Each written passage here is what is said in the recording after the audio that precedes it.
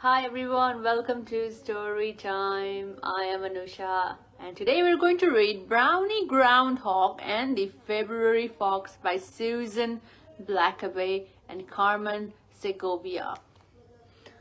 Are you ready? Let's meet Brownie Groundhog and the February Fox for today's Storytime. Okay. On the second day of February, a groundhog named Brownie wakes up. She shoves aside the fluff of snow blocking her door. Her shadow stretches across the frosted field. Brownie stomps her foot. Phew! And she says, 6 more weeks of winter? But winter is the least of Brownie's troubles. A hungry fox is hot on her trail, and he certainly doesn't plan to wait until spring for his next meal.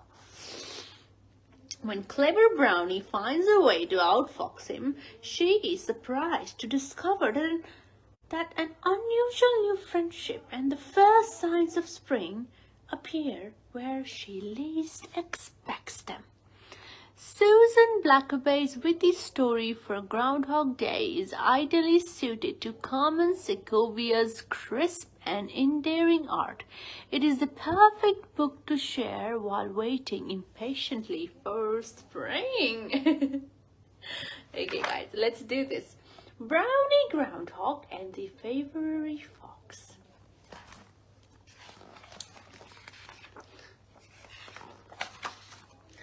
On the second day of February, a groundhog named Brownie woke up. She shimmed up the passageway of her cozy den and shoved aside the fluff of snow blocking her door. The air smelled sweet and cold. When she stood up, her shadow stretched across the frosted field. I was afraid of that, said Brownie. Shadows mean more winter, and more winter means waiting. Wait. Brownie stomped her foot. Phew! A small, scrawny fox heard Brownie's grousing. His ear twitched. He licked his chops and crouched to pounce.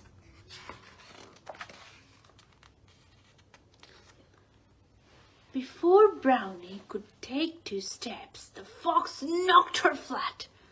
Brownie's basket went flying as they tumbled into a snowbank. The fox panted and puffed. Hold still, she said. I'm trying to eat you for breakfast. Don't be silly, said Brownie, wiggling free. You're too late for breakfast.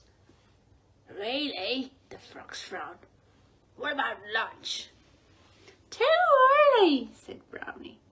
You'll just have to wait. I hate waiting, said the fox. I know what you mean, said Brownie. Brownie picked up her basket and crunched across the clearing, leaving tracks in the snow.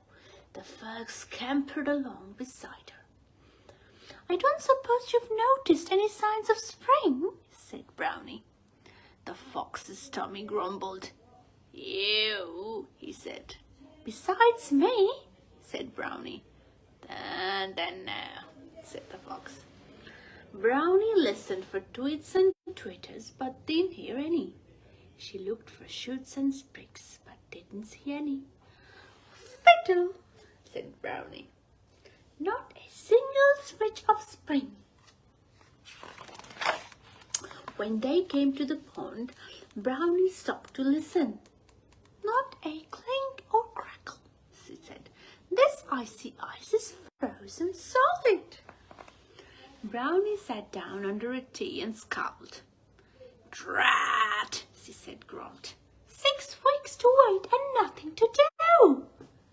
Lunch, suggested the fox. His little claws looked sharp. Brownie scooted out of reach. You can't eat yet, she said. You haven't worked up an appetite.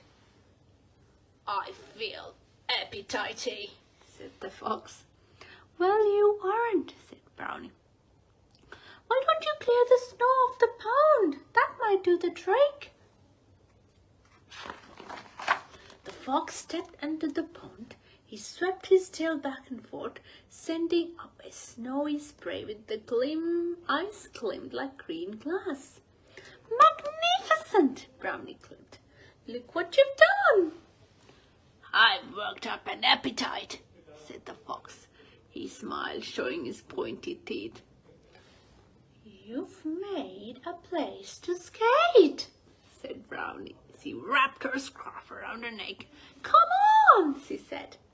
Nothing works up an appetite like skating.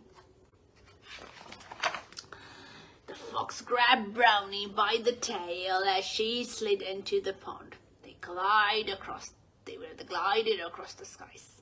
They twirled and swirled, they looped and swooped, they skated figure eights until their knees buckled. Gasping and giggling, they helped each other struggle up the bank. That was so much fun, said Brownie. It was, said the fox, and my appetite is all worked up. Brownie bristled. No wonder, she said. You skated right past lunch. Now you'll have to wait until dinner. No, moaned the fox. He hung his head. Even his tail sagged. I want to eat you now. No more waiting. I know just how you feel, said Brownie. She is clever. Brownie steered the limp little fox over to a tree. She helped sit down and tucked his fluffy tail around his feet. Then she wound her scarf around and round the fox's skinny middle, tying him to the trunk. The fox tried to raise his paws. The scarf pulled tight. Stuck, he said, wriggling his shoulders. Brownie grabbed her breakfast. Goodbye, she said. The fox stared up at her. You're leaving me? The fox threw his head back and howled.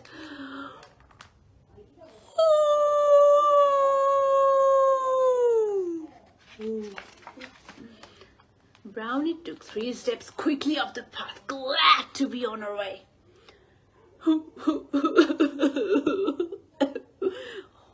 Sobbed the fox. Brownie took 3 more steps quite slowly, feeling a little bit bad. Whimpered the fox. Brownie stopped and turned around. Oh, for Pete's sake, she said. Stop crying. If you promise to keep your tea to yourself, I'll just make us a snack. Fox sniffled. I promise, said. What are we having? Brownie sat down and pulled a thermos out of her breakfast. Cocoa, she said. Perfect for dunking cinnamon toast. Will I like it? Said the fox. You'll love it, said Brownie.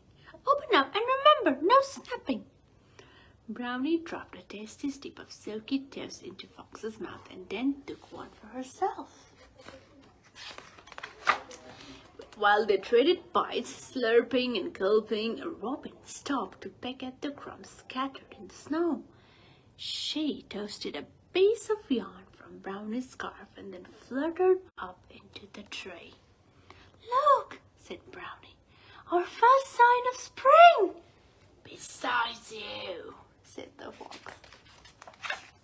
When it was time to go, Brownie helped the fox to his feet. What are we doing tomorrow? He said. More waiting, said Brownie. Waiting and skating, said the fox. Will you bring something yummy? Something yummy to share, said Brownie. And they headed for home. Oh, for Greta, my first friend, and for Greg, obviously, SB, to Joe and Manel, CS. Oh. What a lovely story, guys. Brownie Groundhog and the February Fox. Very clever. clever Brownie, very clever and very kind and compassionate. And she made a very nice friend, very dangerous and foxy, but well, she made a friend.